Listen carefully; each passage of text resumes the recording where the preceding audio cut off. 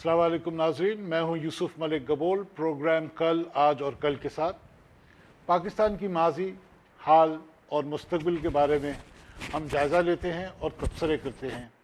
اس سلسلے میں ہم مختلف مہمانوں کو دعوت دیتے ہیں جن کی رائے سے آپ مستفیض ہوتے ہیں۔ آج ہم نے ایک ایسے ہی مہمان کو دعوت دی ہے جن کا تعلق میڈیا سے ہے، بلکہ اگر میں کہوں کہ یہ ایک میڈیا گرو ہیں تو غلط نہیں ہوگا۔ آپ نے سیاست بھی کی ہے، آپ پاکستان کے وفاقی وزیر بھی رہے ہیں، سوشل ورکر بھی ہیں اور ملٹی ٹیلنٹڈ شخصیت ہیں۔ آپ فلم پروڈکشن میں بھی گئے، ڈائریکشن میں بھی گئے۔ آئیے آپ کی ملاقات کرواتے ہیں جناب جاوید جبار صاحب سے۔ Mister Jabbar, thank you for being with us. Thank you for your very kind invitation and your introduction. شکریہ۔ جاوید جبار صاحب، جیسے میں نے ابھی انٹروڈکشن میں کہا کہ آپ کا تو کافی شعبوں سے تعلق رہا ہے۔ سیاست کو ذرا لیتے ہیں۔ ہمارا پروگرام چونکہ اس کی نوعیت ہے ماضی، حال اور مستقبل کو، تو ہم ذرا ناٹ ویری ڈسٹنٹ پاسٹ کو ٹچ کر کے we can go into the past and come into the future. آپ کا تعلق سیاست سے رہا اور نہیں بھی ہے بقول میرے۔ میں آپ کو ایک پروفیشنل سیاستدان سے الگ دیکھتا ہوں۔ If I can coin the terminology of being an executive politician. آپ سینیٹر رہے، وفاقی وزیر رہے، کیسا ایکسپیرینس تھا آپ کا سیاست کے اندر، اور آج آپ سیاست میں سرگرم کیوں نہیں ہیں؟ جی، وہ بہت گہرے سوال آپ نے پوچھے، شکریہ۔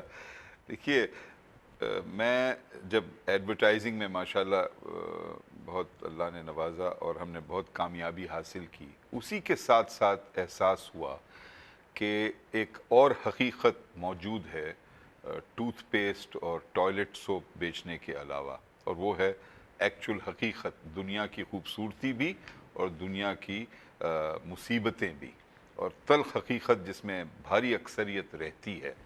اس سے میں جانے لگا ترقیاتی کام کی طرف، اور اس میں جمیل نشتر مرحوم بہت ان کا ایک رول تھا۔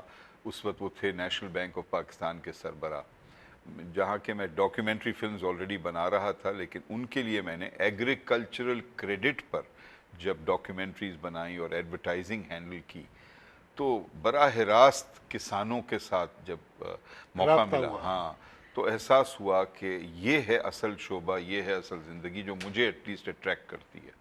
تو میں وہاں زیادہ وقت لگانے لگا، اور جب ہم نے کام شروع کیا ملک میں، تو پھر دوسرا احساس ہوا کہ اگر بہتری لانی ہے تو ایک حد تک آپ ذاتی طور پر جو بھی کر سکتے ہیں کریں، لیکن پالیسی میں تبدیل لانے کے لیے ایک میکرو لیول پر، قومی سطح پر سیاست میں جانا ناگزیر ہے، کیونکہ وہاں پر جا کر آپ پالیسی کو متاثر کر سکتے ہیں، تشکیل دے سکتے ہیں۔ اسی لیے میں نے سیاسی پروسیس میں داخل ہونے کا فیصلہ کیا۔ آپ ماشاءاللہ سینیٹر بھی الیکٹ ہوئے اور انڈیپینڈنٹ آپ الیکٹ ہوئے، آپ کسی پارٹی سے الیکٹ ہوئے as a technocrat from Sindh, بڑی بات ہے۔ کیسا رہا سفر سینیٹ کا؟ بہت دلچسپ رہا، کیونکہ جب ہم نے یہ جرت کی یا ہمت کی اس میں جانے کی، تو مجھے تو کہا گیا کہ جی آپ کے پاس جب تک اتنی رقم نہیں ہوگی تو سوال ہی نہیں پیدا ہوتا کہ آپ سینیٹر بنیں، کیونکہ انفارچونیٹلی یہ ایک تاثر پھیل گیا تھا کہ اگر آپ کے پاس پارٹی کا ٹکٹ نہ ہو، اور اگر ہو بھی تو پیسہ خرچ کرنا بہت ضروری ہوگا۔ لیکن میں نے فیصلہ کیا تھا کہ میں ایک پیسہ بھی نہیں خرچ کروں گا جو ناجائز طور پر، اور ایک بالکل ایک قسم کا میریکل رہا، معجزہ رہا کہ ہمارا پورا بجٹ شاید 6,500 ہزار روپے تھا۔ ہم نے اپنے بارے میں کچھ تعریفیں چھپوائیں، صرف عرض کیا کہ یہ ہم نے غلطیاں کی ہیں زندگی میں، اگر اس بیسس پر ایم پی ایس چاہیں تو ٹیکنوکریٹ کا ووٹ ہمیں عنایت کریں۔ آپ کی میڈیا کا ایکسپیرینس، جیسا آپ کو میڈیا گرو بھی کہتے ہیں، اس نے پلے کیا آپ کی پروموشن میں، پروجیکشن میں سینیٹ کی الیکشن کے لیے؟ دیکھیے وہ ایکسپیرینس جو آپ کا ہے۔ جی، کچھ حد تک شاید یہاں، کیونکہ بہت پہلے جب ٹیلی ویژن نے آغاز کیا تھا پاکستان میں، 1972 کی بات ہے، میں پہلا ٹیلی ویژن میرا پروگرام تھا 1968-69 میں، لیکن 1972 میں ورلڈ ٹونائٹ کے نام سے ایک پہلا بین الاقوامی امور پر ایک ہفتہ روزہ پروگرام ہوا کرتا تھا انگریزی کا.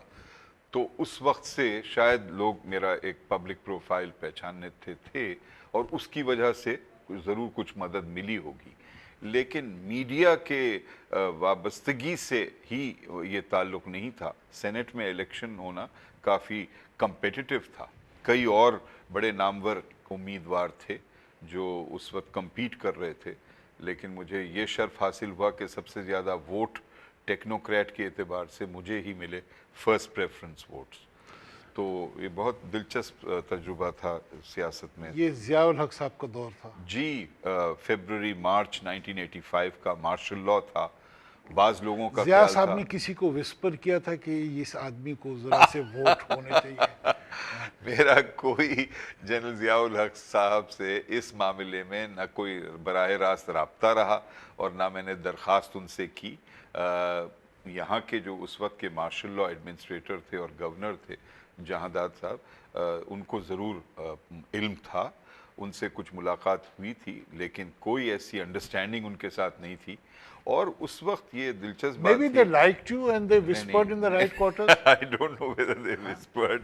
کیونکہ جن کے پاس میں گیا وہ ایک بڑی ویریڈ گروپ تھا اور اس میں مجھے مدد بہت کی. میرے اس وقت بہت ساتھ دیا حمید ہارون صاحب نے، حسین ہارون نے مجھے سپورٹ کیا، اور نجیب ظفر میرے ہمزولف اور دیگر دوستوں نے.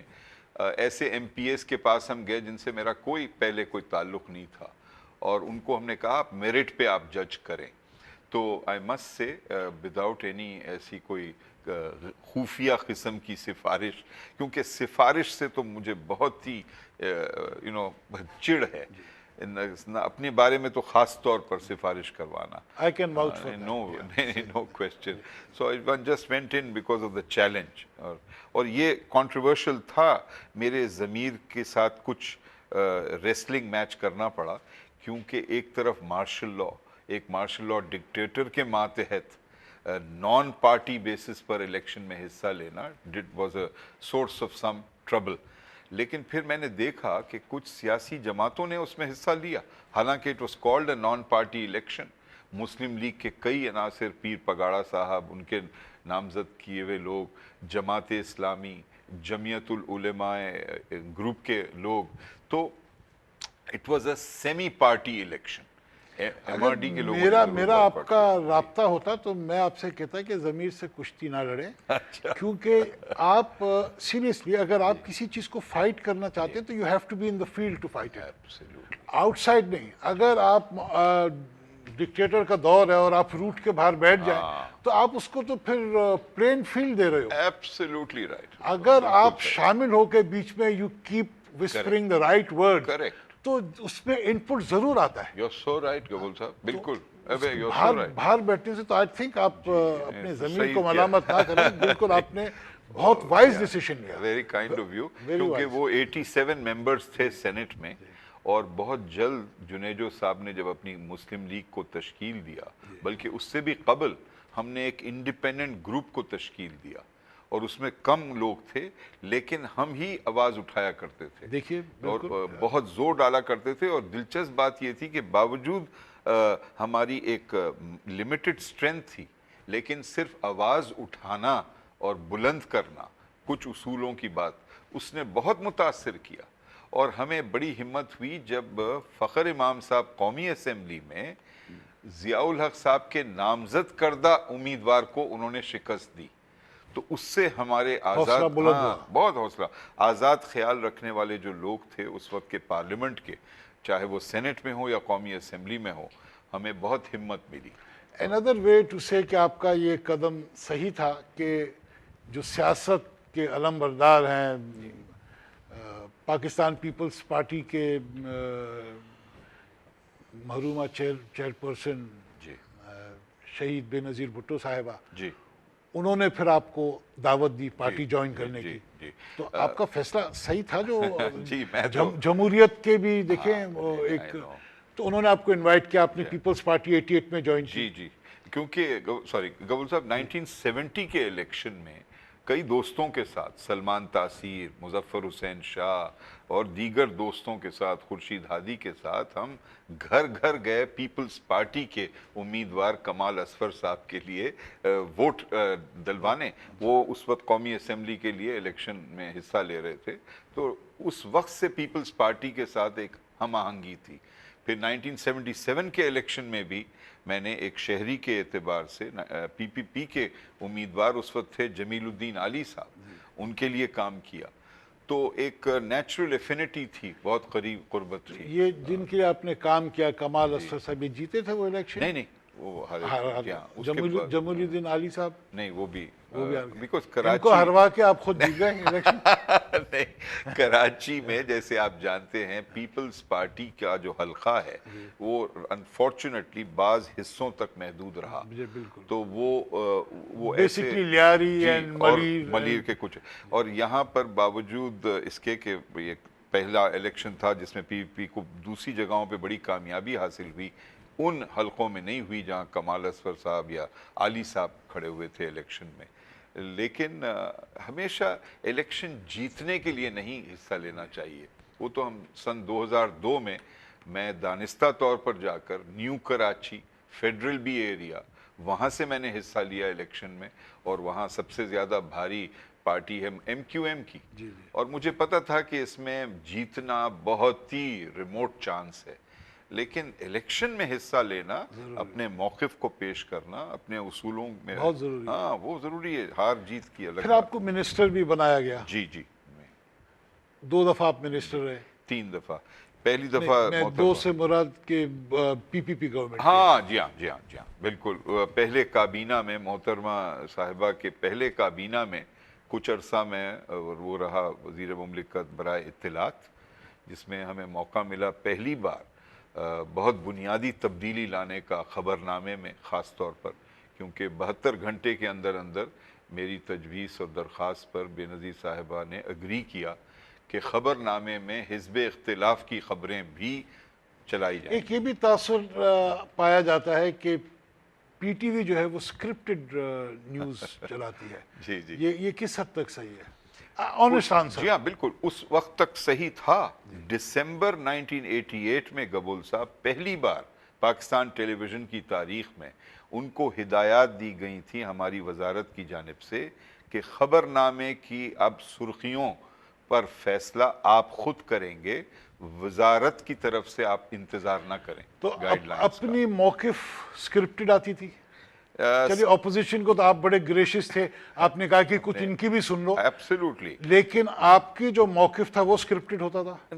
Not entirely. But it بعض was. دفعہ گائیڈ لائنز ان کو ضرور دیتے تھے کہ بھئی یہ گورنمنٹ کی یہ خبر کو آپ کو ہائی لائٹ کرنا ہے، لیکن بڑی حد تک ہم نے کوشش کی کہ پھر انڈیپینڈنٹ تو نہ ہوا. نہیں، کمپلیٹلی نہیں، کیونکہ وہ اسٹیٹ کنٹرول تو تھا. جی ہاں، اسٹیٹ کنٹرول. پھر اس کے بعد انفارمیشن منسٹر کے بعد آپ سائنس اور ٹیکنالوجی کی طرف آئے. کیونکہ کچھ اختلاف ہو گئے تھے بی بی صاحبہ کے ساتھ، وہ ان کے اوپر پارٹی کے اراکین کا بہت زور تھا کہ آپ نے بہت زیادہ آزادی دے دی ہے. یہ جو کوڈ آف ایتھکس کے اوپر بات چلی تھی کہ ٹیلی ویژن، پرائیویٹ ٹیلی ویژن جب آئے تھے، یہ مشرف کے دور میں، وہ تو بات کی بات ہے نا. مشرف کے دور میں ہوا تھا. نہیں، لیکن اس سے قبل گبول صاحب یہ نگران حکومت کو کریڈٹ جاتا ہے.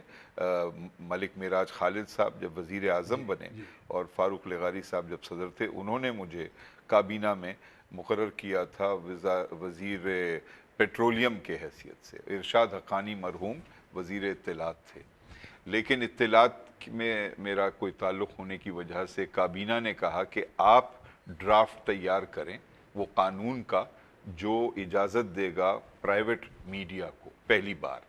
تو اس وقت ہم نے آخری قانون جو ہم نے نافذ کیا نگران حکومت کا فیبروری 1997 میں 14 فیبروری کو، اس کا نام تھا ایمرا لا، الیکٹرانک میڈیا ریگولیٹری اتھارٹی. اور ہمیں پوری امید تھی کہ ایک منتخب جمہوری حکومت، نواز شریف صاحب کی جو دوسری حکومت تھی، کہ وہ اس پر عمل کرے گی.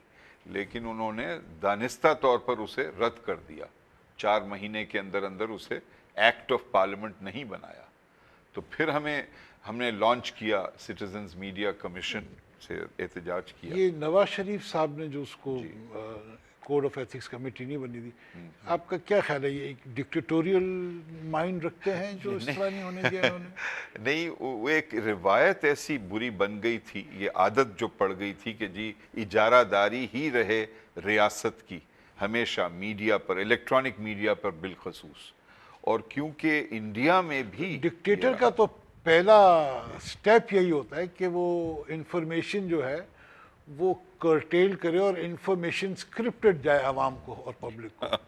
تو وہ اجارہ داری رکھنا تو ڈکٹیٹر کے لیے بہت ضروری ہے. لیکن وہ یو ناٹ سرپرائز کہ ایک سیاستدان جمہوری انسان اس سے حرکت کر رہا ہے.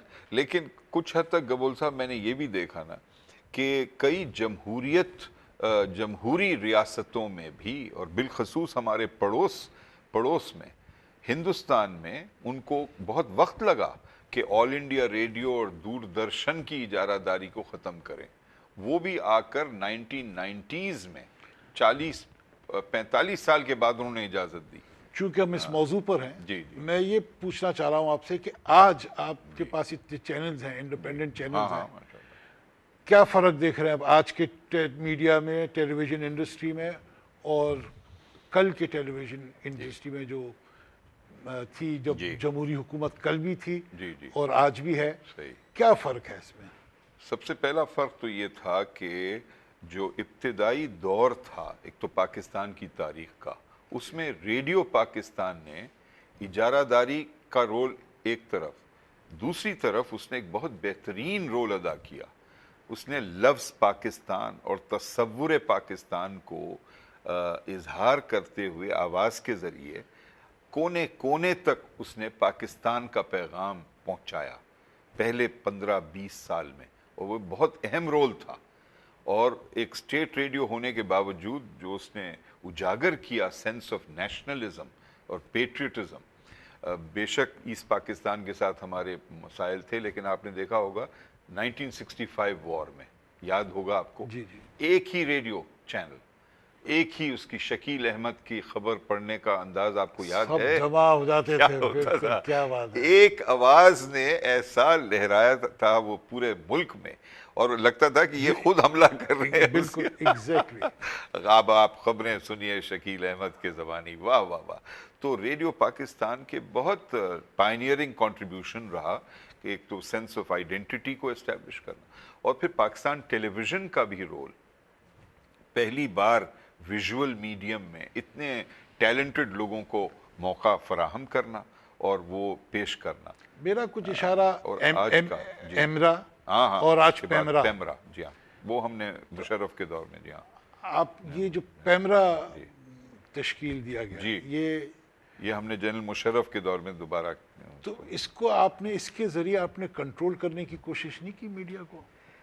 نہیں, کیونکہ یو سی ریگولیٹ کرنا میڈیا کو یا کسی بھی شعبے میں کوئی حرکت, پر یہ کیسی ریگولیشن ہے کہ اگر آپ گورنمنٹ کے خلاف کریں تو آپ اٹیک کروا دیں ٹیلی ویژن اسٹیشن کے اوپر, اس کو آپ ریگولیشن کہتے ہیں؟ نہیں, یہ پیمرا ریگولیشن کے ماتحت نہیں ہوا. آپ کو یاد ہوگا کہ جنرل مشرف بھی چینلز جو آف ایئر ہو جاتے ہیں, یہ کس کے تحت ہوتے ہیں؟ یہ تو ایک غیر قانونی, لیکن یہ ٹیلی فون کالز کہاں سے آتے ہیں غیر قانونی کام؟ جس کی اتھارٹی ہوتی ہے وہی کرتا ہے نا. تو پھر تو ریکارڈ میں نہ کرے, زبانی کلامی اگر بات کر کے آپ آرڈرز دیں. ہمارے ملک میں کتنے ایسے غیر قانونی کام ہوتے ہیں جو ظاہر ہے قانونی کام تو لکھت پڑھت میں نہیں ہوگا, ایبسلیوٹلی وربل آرڈرز سے ہوں گے. بالکل. تو یہ جو اتھارٹی بنائی گئی, اب اس اتھارٹی کی ابیوز نہیں ہو رہا؟ بالکل صحیح. اور اس میں اتھارٹی کی اپنی کمزوری رہی ہے کہ اس نے اس کے پاس موجود اختیارات کو یا تو مکمل طور پر استعمال نہیں کیا, یا اگر کیا تو پھر ایک آربیٹرری انداز میں کیا. یہ ایک سینس آف فیئرنس نہیں محسوس ہو رہی ہے. ایک وہ ہے. دوسری طرف یہ ہے کہ ہمارے ملک میں کیونکہ حکمران خود قانون کو توڑتے ہیں کئی دفعہ, تو ایسے گروپس کو ہمت آتی ہے کہ وہ کوئرسو ٹیلی فون کال کریں اور پریشر ڈالیں کیبل آپریٹرز پر اور چینل اونرز پر کہ آپ خبردار یہ چینل نہ دکھاؤ یا یہ خبر نشر نہ کرو. Who are the people running PEMRA? نہیں, یہ تو اس وقت تو حکومت پاکستان کے ماتحت ہے, اور یہ پوری طرح بگڑ چکا ہے نا. جو ہم نے اوریجنل تصور رکھا تھا, پیمرا کے اراکین کی اکثریت ہم نے رکھی تھی غیر حکومتی افراد پر مشتمل. It has become an arm twisting tool 12 میں for the سے media. جہاں بات نہیں میں نے آئی ووڈنٹ سے کہ آپ کا آرم ٹوسٹ کرنا ارے کہاں جی کسی کے وہ قابلیت میں کہاں ہو سکتا ہے. گبول صاحب کا آرم ٹوسٹ کرنا ہینڈ شیک کرنا ہی بہت بڑی بات ہے. آپ کے ایسے زبردست ہاتھ ہیں اور آرمز ہیں کہ آپ کو نہیں کوئی ٹوسٹ کر سکتا. لمبے کم ہے.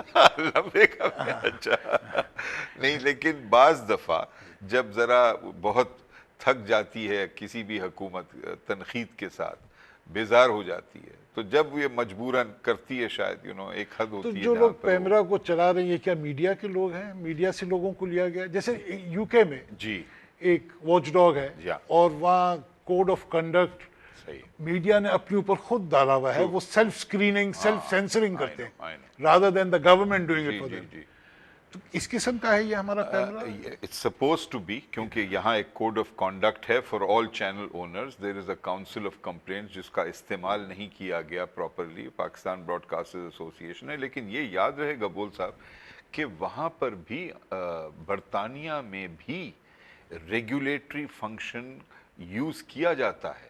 جب کوئی میڈیم ضرورت سے زیادہ ایک حد سے آگے بڑھ کر کوئی رول کو کانٹروین کرے تو وہاں بھی آف کام ان کا ریگولیٹری باڈی ہے جو گزشتہ سالوں میں بنائی گئی ایک انٹیگریٹڈ باڈی ہے. تو آف کام پینلائز کرتی ہے ٹیک آف کرتی ہے. ضروری ہے. جی، جی، I think that's ہاں. you cannot have loose cannons in a civilized society, Absolutely. whether it is in form of a media بالکل. or whatever. Quite تو right. پیرامیٹرز ہونے چاہیے. جی اس پیرامیٹرز کی تجاوز کسی کو بھی نہیں کرنی چاہیے نہ ریگولیٹری اتھارٹی کو اور نہ ہی میڈیا کو. بالکل ہمیں اس دائرے میں رہنا چاہیے. Absolutely. And I think maturity will teach us that. جی آتے ہیں آپ کی میڈیا کے اوپر اور آج آپ جس طرح میڈیا دیکھ رہے ہیں جس طرح انڈیپینڈنٹ ہے آپ کو میڈییٹر بھی بنایا گیا ہے حال میں. جی جی جی کس کی میڈیشن کریں گے آپ؟ اس سپریم کورٹ نے یہ عزت بخشی. انہوں نے کہا کہ آپ کا نام انہوں نے ہمارا نام تجویز کیا. کچھ 2 ایسے چینل ہیں جن کا ایک پیٹیشن رہا ہے کہ ان کو ایک بایس کے بیسس پہ امتیازی بیسس پر کیبل ڈسٹریبیوٹرز نے ان کے چینلز کو ہٹا دیا اور ان کو پیمرا سے بھی شکایت ہے. تو یہ تینوں کی ایک دوسرے سے شکایت کے معاملے کو سارٹ آؤٹ کرنے کے لیے سپریم کورٹ کے بینچ کے سربراہ اس وقت وہی چیف جسٹس صاحب پریزائڈ کر رہے تھے. تو انہوں نے مجھے ڈائریکٹ کیا کہ آپ میڈییٹر کے طور پر اس معاملے کو اس کا تحقیق کریں. اس کی تحقیقات بہت عنقریب شروع ہو رہی ہیں اور میں جلد کوشش کر رہا ہوں اس پر رپورٹ پیش کرنے کی کورٹ میں. تو اس وقت تو میں اس کی تفصیل نہیں دے سکتا لیکن ارادہ یہ ہے کہ ایک ایسی تجویز پیش کی جائے کہ اس میں گنجائش مکمل طور پر ایلیمنیٹ کر دیں کہ کیبل آپریٹر کے منمانی کے مطابق بعض چینلز کو بالکل ہٹا دینا. کیا آپ یہ سفارشات دیں گے کہ پیمرا کے اندر میڈیا کے لوگوں کو سرگرم کیا جائے تاکہ ان کا بھی پوائنٹ آف ویو لیا جائے تو کوئی کنٹروورشل آرڈرز نہ ایشو ہوں؟ یہ بھی صحیح ہے بالکل اور یہ کنسیڈر ضرور کرنا چاہیے. اور یہ تو فائنل فیصلہ تو حکومت وقت کا ہوگا کہ وہ کیا کرتی ہے اور وہ جواب دہ ہے. تجاوز دیں گے آپ بالکل سپریم کورٹ میں کہ ضرور پیمرا کے اندر میڈیا کے لوگ آئیں جی بالکل تاکہ ایک ہیلدی اور انوائرمنٹ کریٹ ہو. اس کے ساتھ ساتھ گبول صاحب یہ ضرور اس کو کوالیفائی میں یہ کروں گا کہ سماج میں موجود جو شہری ہیں ان کا بھی ایک انٹرسٹ ہوتا ہے میڈیا میں اور وہ بھی ایک جائز موقف رکھ سکتے ہیں. بے شک ان کا تعلق میڈیا شعبے سے براہ راست نہ ہو لیکن they are all citizens. I think اگر ان کی بھی انکلوژن ہو تو بہت اچھا ہو جائے گا. سول سوسائٹی کا بھی ایک نمائندگی آئی ہونی تھنک چاہیے. وہ تو بہت ہیلدی ہو جائے گا. بالکل. جاوید جبار صاحب ذرا وقت ہوا ایک بریک کا تو اس ناظرین ایک بریک کا وقت ہو رہا ہے. بڑی دلچسپ گفتگو ہو رہی ہے جاوید جبار صاحب کے ساتھ. تھوڑی دیر میں ہم بریک کے ساتھ واپس آتے ہیں. آفٹر دا بریک پھر جاوید جبار صاحب سے دوبارہ